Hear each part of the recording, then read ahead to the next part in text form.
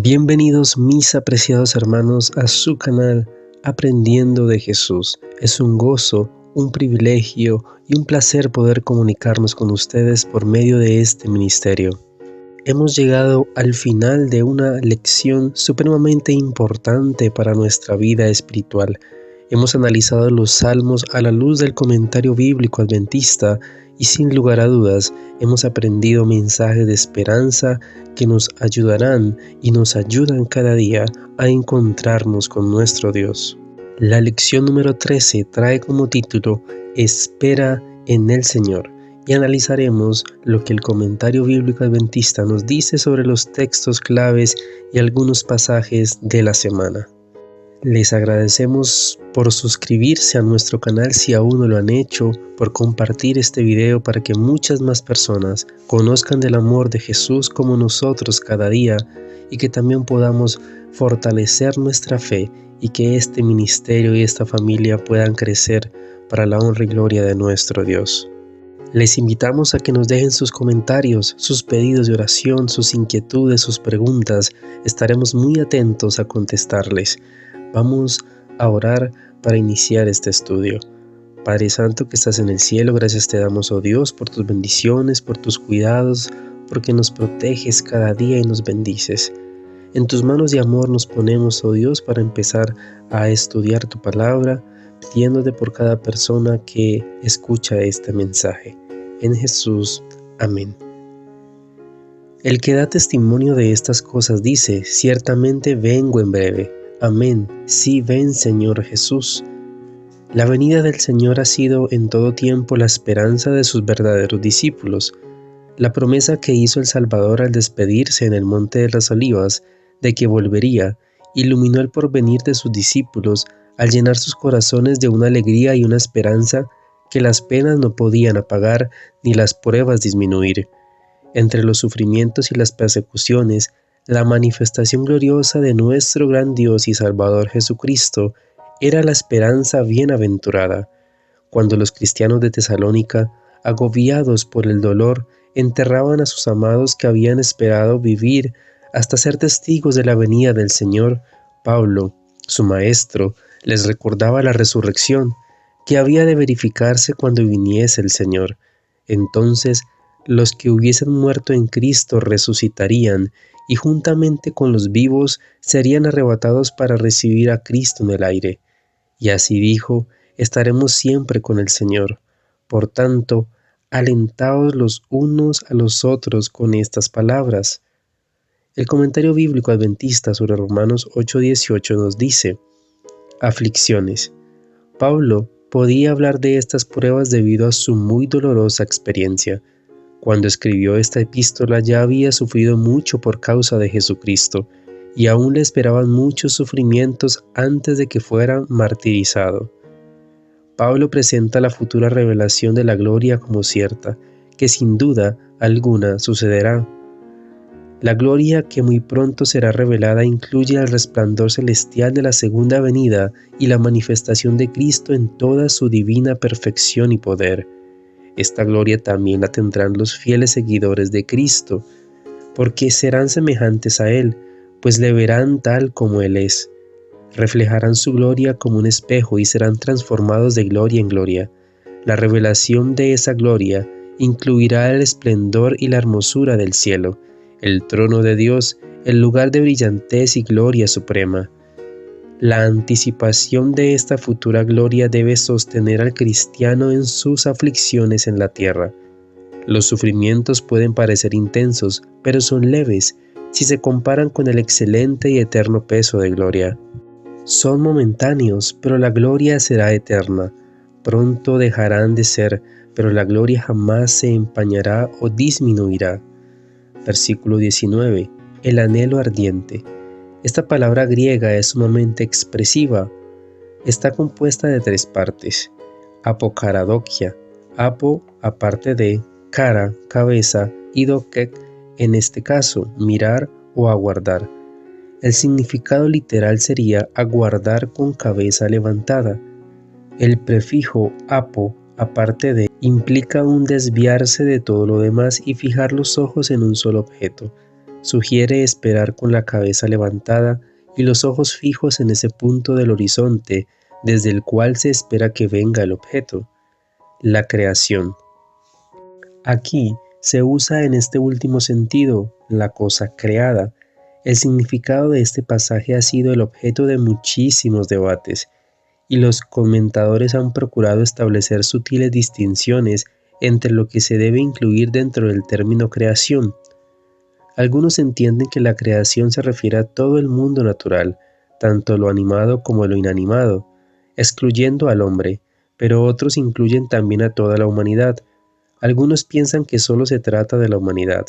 Quizá lo mejor será no limitar la aplicación, pues no hay duda de que la naturaleza gime bajo la maldición en forma figurada y la humanidad en forma literal, pero que esperan en un día mejor. No es extraño que en las escrituras se describa al mundo de la naturaleza como si fuera capaz de ser consciente como las personas. Aguardar, palabra que solo aparece 8 veces en el Nuevo Testamento, usada mayormente por Pablo, donde se traduce principalmente como esperar la paciencia de Dios. Al igual que la palabra traducida anhelo ardiente, esta también es sumamente expresiva. Significa esperar algo con anhelo concentrado y expectativa, con la atención completamente separada de todo lo demás. Versículo 20. Fue sujetada. La flexión del verbo griego indica que esta sujeción ocurrió en un momento específico, o sea, cuando Adán y Eva cayeron en el pecado. La transgresión del hombre produjo consecuencias que se propagaron a todo el mundo. Cuando el hombre, el centro de la creación, se apartó de su verdadero camino, toda la esfera de la cual era el centro quedó afectada y participó de la sentencia divina. Vanidad. Esta palabra expresa carencia de propósito, frustración, lo que desvanece las expectativas. Las únicas otras veces en que aparece en el Nuevo Testamento es en Efesios 4:17 y 2 de Pedro 2:18. El libro de Eclesiastés es un comentario acerca de la vanidad. Aunque al principio Dios creó todo bueno en gran manera, ahora vemos por donde quiera las señales de la decadencia y de la muerte. La furia de los elementos y los instintos destructivos de las bestias son una evidencia de la vanidad y de la falta de propósito a que ha sido sujetada la creación. Y todo lo imperfecto, depravado, corrupto y vil es la sombra que Adán con su pecado proyectó sobre su posteridad, los elementos, las plantas, animales y todo su dominio, no por su propia voluntad. O sea, no de su propia voluntad. No es de su propia elección. Adán pudo elegir entre el servicio a Dios y el de la vanidad, y debido a su decisión rebelde, la humanidad y el mundo de la naturaleza quedaron sometidos a la vanidad. Su posteridad no tuvo la oportunidad de elegir. La naturaleza es completamente inocente. Sin embargo, Dios ha preparado un camino de escape. Por causa. Algunos han creído que estas palabras se refieren a la humanidad entera, o a Adán en particular, mientras que otros las refieren a Dios. Esta última interpretación quizás sea la más sencilla, en cuanto a la razón para permitir la maldición. En esperanza.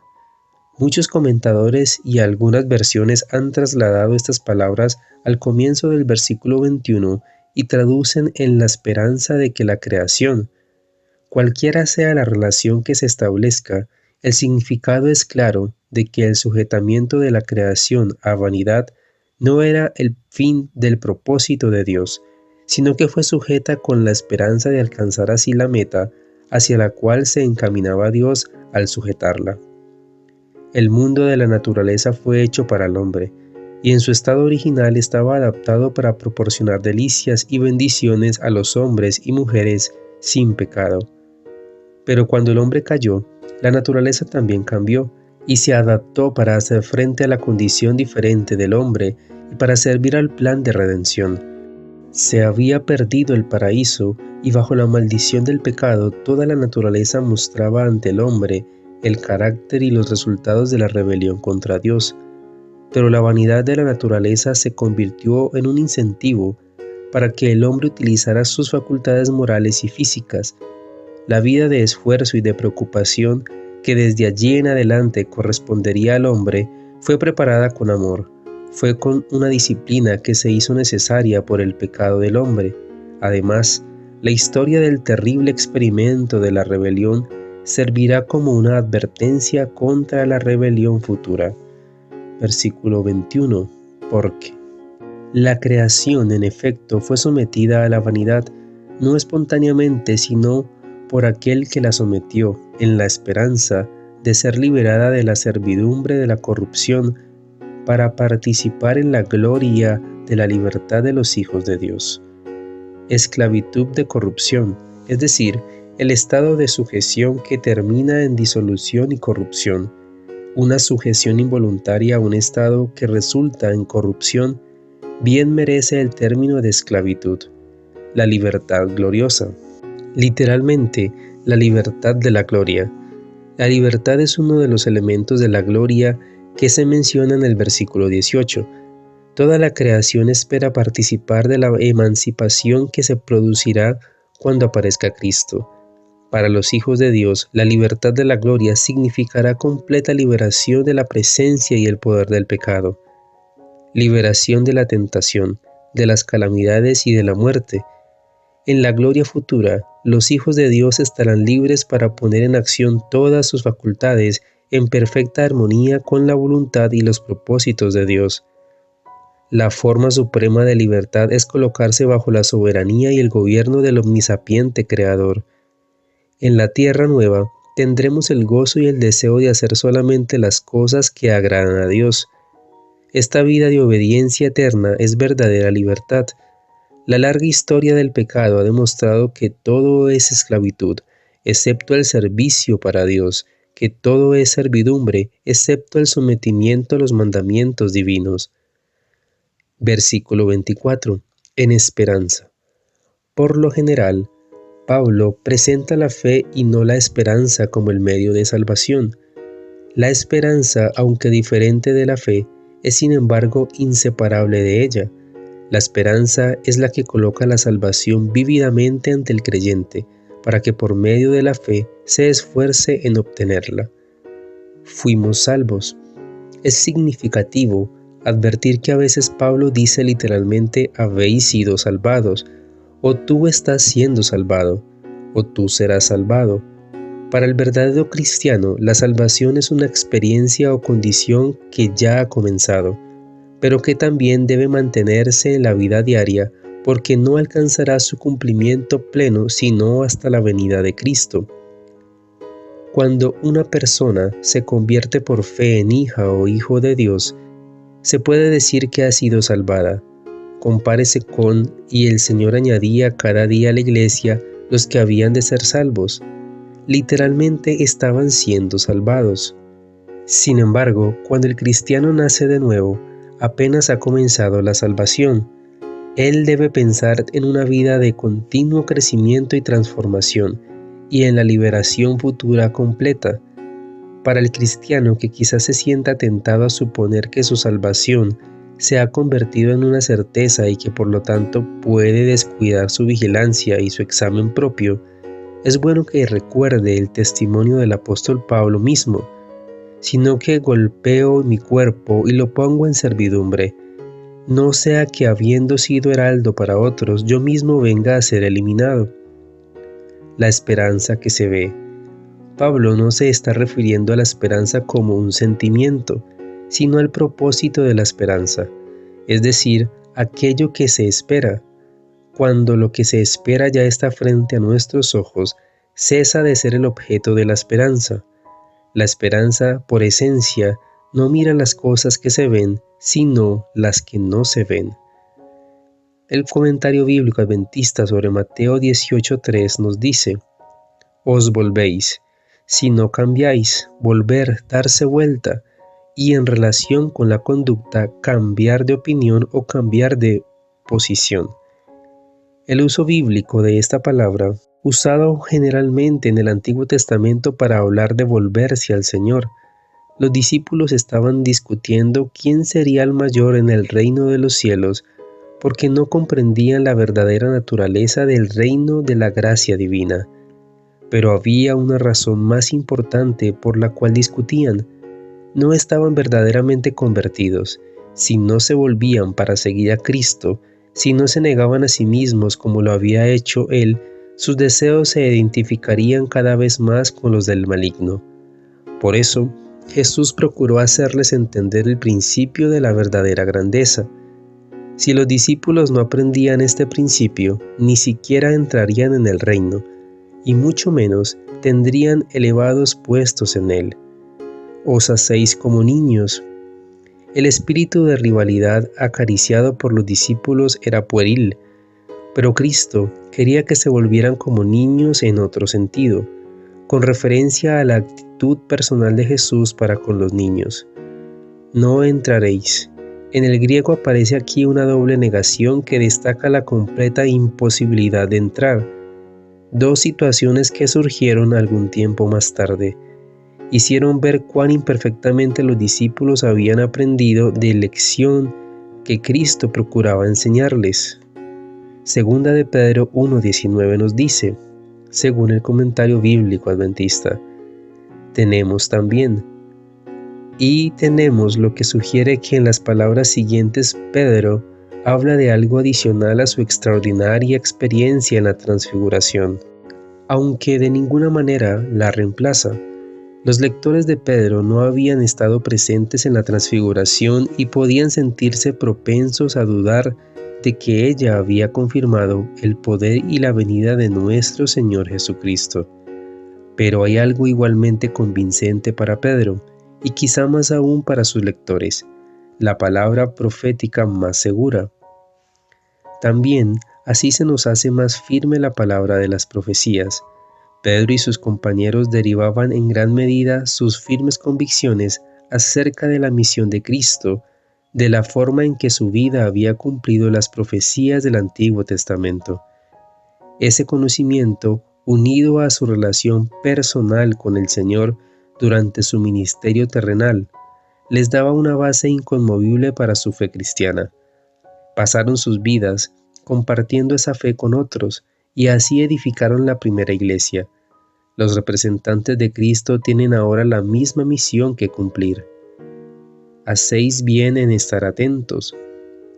Pedro se dirige específicamente a sus lectores, como lo indica claramente la forma verbal hacéis, la forma pronominal la cual podría referirse a todo el desarrollo de su razonamiento, que relaciona la transfiguración y la palabra profético en apoyo de las convicciones del apóstol, o solo a la palabra profético para acabar de mencionar. Ambas interpretaciones son válidas, y cualquiera de ellas podría hacer que los lectores reconocieran a las Escrituras como la fuente de dirección y autoridad. Lugar oscuro o lugar miserable. La palabra griega también significa sucio.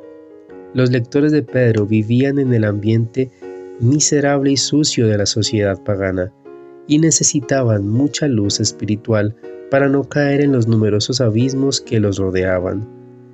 El día.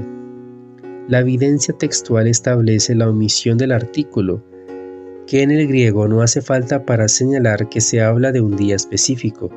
El pensamiento de Pedro ha pasado de manera muy natural de la transfiguración que prefiguraba el glorioso retorno del Señor. El gran día de su venida no solo estaba recordando a sus lectores el espectáculo que había contemplado en el monte, sino que dirigía sus pensamientos al glorioso acontecimiento simbolizado por la transfiguración, la segunda venida de Cristo en gloria y majestad.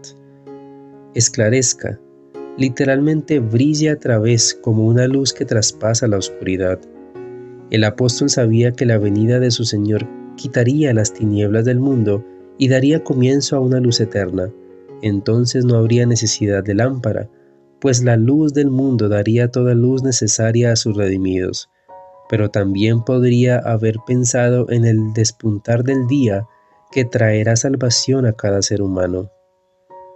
Las verdades de la profecía están unidas y al estudiarlas forman un hermoso conjunto de verdades prácticas.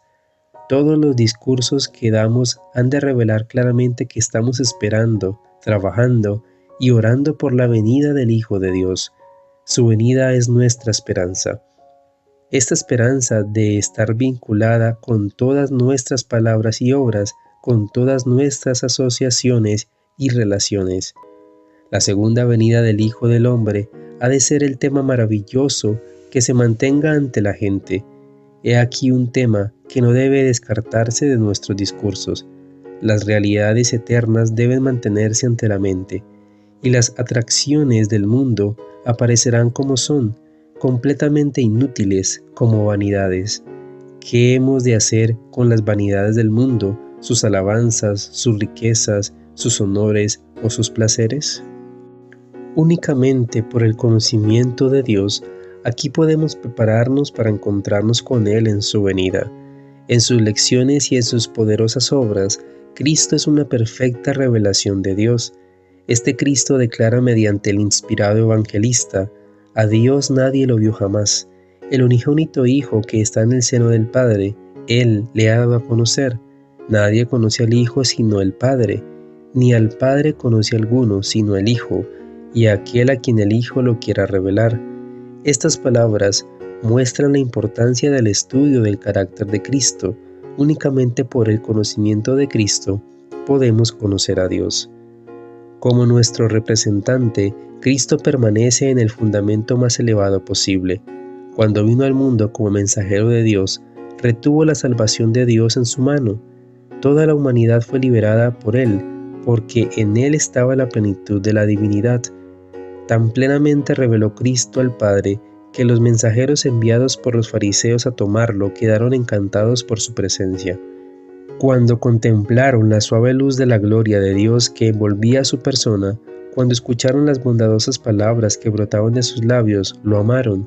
Y cuando los fariseos le preguntaron por qué no le habéis traído, respondieron: jamás hombre alguno ha hablado como este hombre. Si contemplamos a Cristo, seremos cambiados a su imagen y hechos aptos para encontrarnos con Él en su venida. Ahora es el momento de prepararse para la venida de nuestro Señor. La preparación para encontrarlo no puede lograrse en un momento. La preparación para este acontecimiento solemne debe de ser vigilante, una espera incesante, combinada con un trabajo ferviente. Así es como se preparan para encontrar a su Señor. Y cuando Él venga dirán con gozo: Este es nuestro Dios, le hemos esperado y nos salvará. Nos gozaremos y nos alegraremos en su salvación. Por lo tanto, ahora es el momento de prepararnos para la venida de nuestro Señor. La preparación para salir a su encuentro no puede lograrse en un momento. En preparación para esta solemne cena, debiéramos esperar con actitud vigilante y velar, combinando todo aquello con trabajo ferviente. Así glorifican a Dios sus hijos. En medio de las agitadas escenas de la vida, se oirán sus voces pronunciando palabras de ánimo, fe y esperanza. Todo lo que tienen y son está consagrado al servicio del Maestro. Cristo entonces nos dice cuándo será introducido el día de su reino. No nos dice que todo el mundo será convertido, sino que será predicado este evangelio del reino en todo el mundo, para testimonio a todas las naciones, y entonces vendrá el fin. Al dar el evangelio al mundo, tenemos la posibilidad de apresurar la venida del día de Dios. Si la Iglesia de Cristo hubiera llevado a cabo la obra señalada tal como el Señor la mandó, todo el mundo ya hubiera sido amonestado, y el Señor Jesús hubiera venido a la tierra en poder y gran gloria. Gran poder debe asistir el mensaje de la segunda aparición de Cristo. No debemos descansar hasta ver muchas almas convertidas a la bendita esperanza del regreso del Señor. En los días de los apóstoles el mensaje que ellos llevaron produjo una verdadera obra, convirtiendo las almas de los ídolos para servir al Dios viviente. La obra que tenemos que realizar es exactamente tan real y la verdad es exactamente tan verdadera, solo que ahora debemos dar el mensaje con mucho más fervor, que ya la venida del Señor está más cerca. El mensaje para este tiempo es positivo, sencillo y de la más profunda importancia. Debemos obrar como hombres y mujeres que lo creemos, esperar, vigilar, trabajar, orar, amonestar al mundo. He aquí nuestra obra. Hermanos míos, el Señor nos está hablando. ¿No escucharemos su voz? ¿No acondicionaremos nuestras lámparas y actuaremos como hombres que están esperando que su Señor venga? Padre Santo que estás en el cielo, gracias te damos, oh Dios, por tus bendiciones, por tus cuidados y por tus protecciones. Oh Dios, deseamos escuchar tu voz. Deseamos poder entender y comprender cuál es nuestra labor, cuál es nuestra misión en específico por medio de tu voluntad. Sabemos para qué hemos sido llamados y necesitamos, oh Dios, estar conectados con el cielo.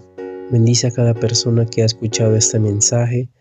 Guarda sus familias, sus propósitos, sus dificultades, que sean solucionadas y contestadas conforme a tu voluntad. En Jesús. Amén.